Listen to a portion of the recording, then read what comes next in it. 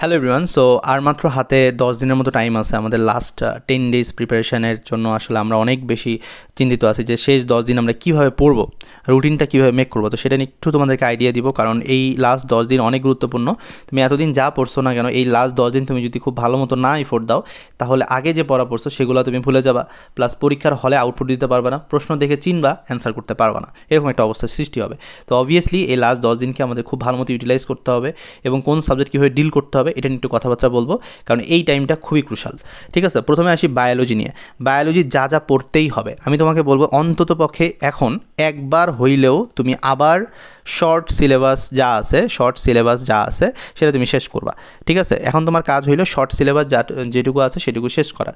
এবং অনেকের ক্ষেত্রে সাবজেক্ট ওয়াইজ তোমরা অনেকে প্ল্যান সাজাইছো যে না আমি 2 দিন করে হচ্ছে এরকম দিব, এটাও কাজ করবে। আবার তোমার যদি মনে হয় যে আমি কম্বাইন করে পড়বো, অর্থাৎ সকালে আমি বায়োলজি পড়বো, দুপুরে আমি হচ্ছে কেমিস্ট্রি পড়বো, রাতে আমি ফিজিক্স বা ম্যাথ পড়বো, এই টাইপের রুটিনও তুমি করতে পারো। তো দুইটা রুটিনই এখন কার্যকর হবে, যেটাই রুটিন করো তোমার জন্য এখন কার্যকর, কারণ লাস্ট 10 দিন আছে। 10 দিন তুমি যেভাবে পড়বা ওই জিনিসটা কিন্তু ওইভাবে ওয়ার্ক করবে। তার মানে আমি বায়োলজি যা যা আমাকে পড়তে হবে, অর্থাৎ একবার অন্ততপক্ষে আমাকে শর্ট সিলেবাস শেষ করতে হবে। এবং এখানে তুমি কী করো ভাইয়া, অবশ্যই তোমাকে দাগানো বইটা খুব ভালো মতো পড়তে হবে। দাগানো বই তুমি যদি না পড়ে অন্যান্য গাইড বই বা হচ্ছে প্রশ্ন সলভের প্রতি বেশি নজর দাও, তাহলে কিন্তু লাস্ট মোমেন্টে গিয়ে তুমি আর কুলাইতে পারবে না। তার মানে এখানে তোমাকে জাস্ট স্পেসিফিকভাবে কৃষির জন্য যে দাগানো বইটা আছে ওটাই পড়তে হবে। আমরা অলরেডি ওটা আমাদের এক্সাম ব্যাচের ওয়েবসাইটে দিয়ে রাখছি। তোমার কাজ হবে ওখানে গিয়ে তুমি যে চ্যাপ্টারটা এখনও পড়ো নাই ওই চ্যাপ্টারটা দাগানো বইটা একটু পড়ে তুমি প্রিপারেশনটা ডান করে ফেলতে পারো। ঠিক আছে, তো এটা হলো তোমার বায়োলজি ক্ষেত্রে করতে হবে। আর একটা কথা হচ্ছে যে যারা মানে ডেইলি এক্সাম অর্থাৎ হচ্ছে চ্যাপ্টার ওয়াইজ এক্সামগুলো এখনও কমপ্লিট করো নাই, অনেকের ক্ষেত্রে কয়েকটা চ্যাপ্টার তোমরা করছো, অনেকের ক্ষেত্রে কয়েকটা করো নাই। তো তোমার যদি এরকম কয়েকটা চ্যাপ্টার বাকি থেকে থাকে চ্যাপ্টার ওয়াইজ এক্সাম, তুমি অবশ্যই সেগুলো দিবা।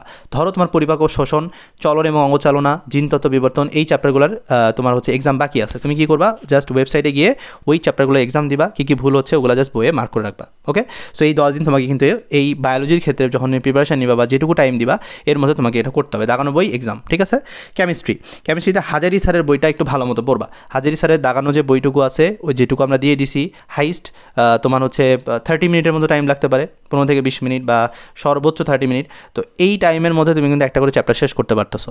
তার মানে জাস্ট হাজারি স্যারের যে দাগানো অংশটুকু রয়েছে, এই দাগানো অংশটুকু যদি আমি পড়ি তাহলে কিন্তু আমার থিওরি যে অংশটুকু রয়েছে সেটা আমার প্র্যাকটিস হয়ে যাচ্ছে। আর প্রশ্ন প্র্যাকটিসের ক্ষেত্রে যেটা আমি বলবো, প্রশ্ন প্র্যাকটিসের ক্ষেত্রে তুমি এগ্রির যে কোশ্চেন করছো ওইটাই, এবং পাশাপাশি তুমি একটু ঢাকা ইউনিভার্সিটির কোশ্চেন দেখে রাখতে পারো। আর অবভিয়াসলি তোমার যদি মনে হয় যে এগ্রির কোশ্চেন, ঢাকা ইউনিভার্সিটির কোশ্চেন আমার কাছে অনেক বেশি গ্যাঞ্জাম লাগতেছে, ডিরেক্ট তুমি হচ্ছে এক্সাম দিবা, কারণ এক্সামে আমরা এই কোশ্চেনগুলো তো অলরেডি অ্যাড করে রাখছি। তার তুমি একটা এক্সামের মাধ্যমে ওই চ্যাপ্টারে যা আছে ইম্পর্টেন্ট সবগুলো টপিকই তোমার কিন্তু ওখানে কাভার হয়ে যাচ্ছে। তার মানে এই লাস্ট 10 দিনে আমরা যারা একটু চালাকি করে প্রিপারেশন নিব বা শর্টকাটে প্রিপারেশন নিব তারা কিন্তু অবশ্যই এই জিনিসটা ফলো করতে পারে। জাস্ট আমি হাজারি স্যারের বই পড়ে আসতেছি অ্যান্ড দেন এক্সাম দিচ্ছি, এটা কিন্তু খুব ভালো একটা ওয়ে এবং এটা খুব শর্টকাটে ভালো করার ওয়ে।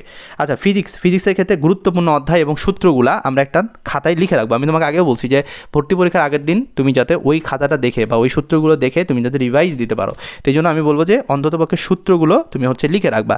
মানে এখন তোমার কাজ হবে জিনিসটাকে গুছানো, যে গুরুত্বপূর্ণ অধ্যায়গুলা যে টপিকগুলো আছে, যেমন ধরো নিউটনীয় বলবিদ্যাতে তোমাদেরকে আমি দেখাইছি 3টা টপিক, মহাকর্ষ বিকর্ষতে 3টা টপিক। তো এই 3টা টপিক তুমি হচ্ছে পড়বা, পরে এগুলোর সূত্রই জাস্ট ওই খাতার মধ্যে লিখবা। এবং প্রশ্ন সলভের ক্ষেত্রে তোমাকে ইসহাক স্যারের বইটা একটু ফলো করতে হবে। ইসহাক স্যারের যে এমসিকিউগুলো রয়েছে এই এমসিকিউগুলো এবং ঢাকা ইউনিভার্সিটি এবং সিইউ অর্থাৎ চট্টগ্রাম ইউনিভার্সিটির কোশ্চেন তুমি যদি সলভ করতে পারো এগ্রির পাশাপাশি, তাহলে তোমার হয়ে যাবে। বাট এগুলো কোশ্চেন সলভ করা থাকলে কী করতে হবে, জাস্ট এগুলার তোমার কোন কোন জায়গাগুলো ভুল হয়েছিল সেই জায়গাগুলো একটু দেখতে হবে। ওকে, আর তোমার যদি এরকম তো অনেকেই থাকে যাদের প্রিপারেশন অবস্থা খুব খারাপ, তো তারা যেটা করবা তারা হচ্ছে এই ইসহাক স্যারের এমসিকিউটা দেখার আর টাইম যেহেতু নাই তোমাদের, এটা বাদ দিয়ে তুমি ডিরেক্ট হইলো এক্সামে চলে যাবা, এক্সামটা দিবা আর ইসহাক স্যারের সার সংক্ষেপটা একটু পড়ে ফেলতে পারো, তাহলে তোমার একদিকে থিওরি কভার হয়ে যাচ্ছে, আর যখন তুমি আমাদের এখানে এক্সামগুলো দিচ্ছ তখন তোমার পুরো জিনিসটা অর্থাৎ প্রত্যেকটা টপিক তোমার হচ্ছে টাচ করা হয়ে যাচ্ছে। তার মানে তোমার এই জিনিসটা কিন্তু কাজ করবে যদি তোমার প্রিপারেশন একদমই লো লেভেলে থাকে।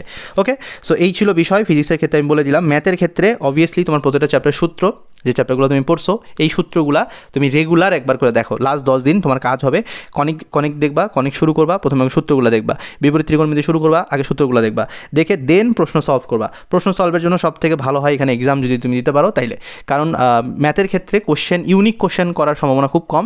দেখবা যে আগে কোনো না কোনো বছর আসছে, কোনো জায়গায় আসে, ওই কোশ্চেনগুলোই তুলে দেয়। সেক্ষেত্রে জাস্ট তুমি যদি ম্যাথের ক্ষেত্রে কোশ্চেন প্র্যাকটিস করে যাইতে পারো সেটাই ইনাফ। ঠিক আছে, এবার ইংলিশ যে টপিকগুলো দেওয়া হয়েছে, যেমন ধরো পার্টস অফ স্পিচ থেকে কোশ্চেন আসে, নাউন, প্রোনাউন, অ্যাডজেক্টিভ, ভার্ব, এই কোশ্চেনগুলো কিন্তু আসবে। ন্যারেশন, ভয়েস, যে টপিকগুলো আমরা দিয়ে দিছি ওই টপিকগুলাই বারবার হচ্ছে দেখবা। রুলস এখানে দেখার খুব একটা প্রয়োজন নাই, কারণ রুলস দেখলে এখন কাজ হবে না, এখন হলো প্র্যাকটিস করতে হবে। প্র্যাকটিসের জন্য অ্যাপেক্স বই আছে, মাস্টার বই আছে, যে কোনো বই তুমি ফলো করতে পারো। এবং আমাদের এক্সামটা তুমি হচ্ছে একটু সিরিয়াসলি এখানে দিবা, কারণ এক্সামে আমাদের প্রত্যেকটা টপিকের উপর যেহেতু এক্সাম আছে, তো এই এক্সামটা তুমি দিবা।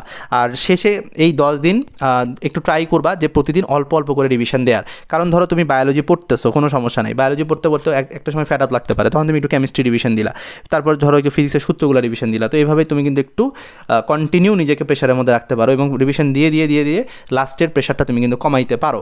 ঠিক আছে, তো এই ছিল বিষয়। লাস্ট 10 দিন তুমি যদি তোমার সর্বোচ্চ দিতে পারো, ইনশাআল্লাহ কৃষিগুচ্ছ একটা সিট তোমার নিশ্চিত হবে। দেখা হচ্ছে নতুন একটা ভিডিওতে, ততক্ষণ ভালো থাকো, ধন্যবাদ সবাইকে।